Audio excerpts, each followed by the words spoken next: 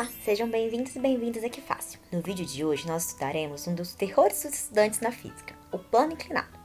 Mas por aqui você não precisa ter medo, que a gente explica tudo direitinho pra você. E aproveita que chegou até aqui, deixe seu like, compartilhe esse vídeo com seus amigos e se inscreva no canal, caso não seja inscrito. Vamos lá! Nesse primeiro vídeo nós veremos como os corpos se comportam em planos inclinados sem atrito. No próximo vídeo, nós iremos fazer cálculos adicionando força de atrito, cordas, ok?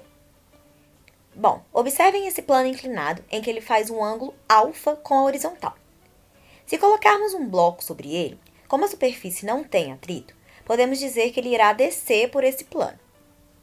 Mas antes, vamos desenhar quais são as forças que atuam sobre esse bloco.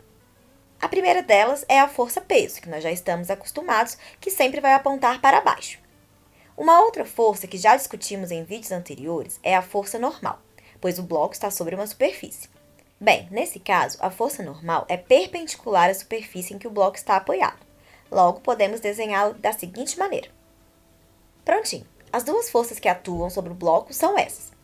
Mas nesse tipo de situação, normalmente é pedido a aceleração com que o corpo desce o plano. E para calcularmos a aceleração do corpo, precisamos saber a força resultante que atua sobre ele. E esse é o grande ponto dessa aula. Como calcular a força resultante em um plano inclinado? Primeiro, precisamos relembrar lá das nossas aulas como decompor vetores, pois é isso que vamos fazer com a força-peso. De modo geral, em plano inclinado, a força que se deve decompor é a força-peso, ok? Vamos lá. A força-peso, então, pode ser decomposta em uma componente horizontal, que será paralela ao plano, e chamaremos essa força de Px, e a outra componente vertical, que é perpendicular ao plano, e na mesma direção que a força normal. Nesse caso, chamaremos essa força de Py. Mas aqui é interessante notar que o bloco desliza para baixo devido à componente Px do peso. Por isso, podemos dizer que a componente Px, nesse caso, é a força resultante sobre o bloco. Mas aí você deve estar se perguntando, e Py? Bom, a componente Py anula a força normal, já que não temos forças resultantes na vertical.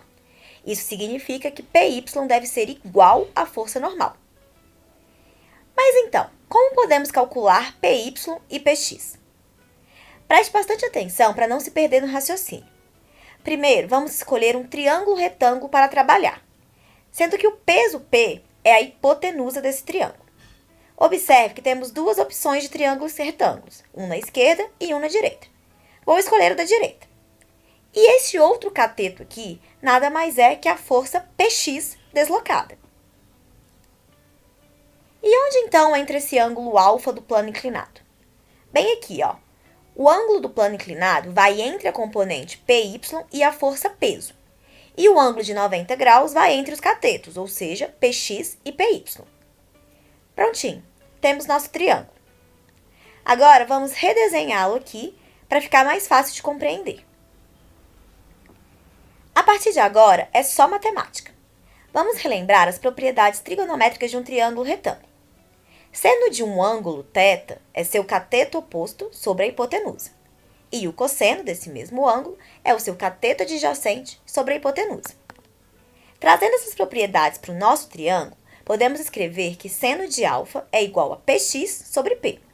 E reorganizando, temos que Px é igual a P vezes o seno de alfa. E o cosseno de alfa é Py sobre a força peso. E reorganizando novamente, temos que Py é igual ao peso vezes o cosseno do ângulo alfa. Prontinho, já temos as duas relações e podemos correlacioná-las com o que foi determinado no início, ou seja, para um plano inclinado sem atrito. Px é igual à força resultante. Logo, a força resultante pode ser escrita como peso vezes o seno de alfa. E Py é igual à normal. Logo, a normal pode ser escrita como o peso vezes o cosseno de alfa. E a aceleração? Bom, nesse caso, podemos ignorar a componente Py, já que é apenas Px que age deslocando o bloco para baixo. Então, vamos lembrar lá da segunda lei de Newton, que a força resultante é igual a massa vezes aceleração. Mas, a nossa força resultante não é também a força peso vezes o seno de alfa? Olha que legal! Se igualarmos essas duas equações, a gente consegue ter uma relação. E sabendo que o peso do bloco é a massa desse bloco vezes a aceleração da gravidade, podemos cortar as massas dos dois lados. E o que nos resta é que a aceleração do bloco será igual à aceleração da gravidade vezes o seno do ângulo alfa. Sabendo, portanto, o ângulo alfa e a aceleração da gravidade, determinamos assim a aceleração com que o bloco desce o plano inclinado. Organizando as formulazinhas, temos o seguinte, ó, anota aí.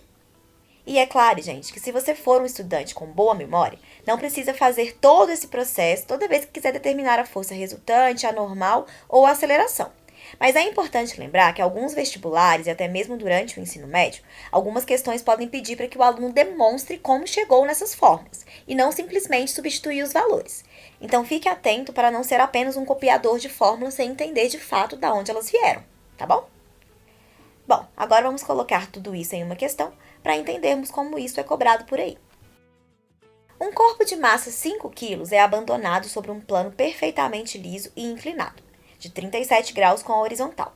Adotando g igual a 10 metros por segundo ao quadrado, seno de 37 graus igual a 0,60 e cosseno de 37 graus igual a 0,80, determine o modo da aceleração com que o corpo desce o plano e a reação normal que o plano exerce sobre o corpo.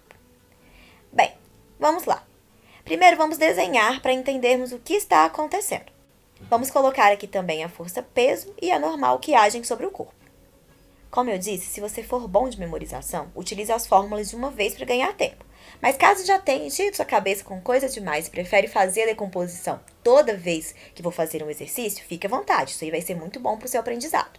Eu vou usar as equações já prontas porque eu já deduzi elas aqui. Então vamos lá. Primeiro vamos determinar a aceleração do corpo, que nada mais é que a aceleração da gravidade vezes o seno de alfa, ou seja, nesse caso, seno de 37 graus. Substituindo os valores, então, temos que a aceleração do corpo será 10 vezes 6, ou ainda 6 metros por segundo ao quadrado. Já a força normal é igual a PY. Logo, a normal é igual a força-peso vezes o cosseno de 37. Como a massa do bloco é 5 kg, o seu peso será então de 50 newtons. Substituindo os valores, temos que a normal vale 50 vezes 0,8, ou seja, 40 newtons. Prontinho, questão resolvida.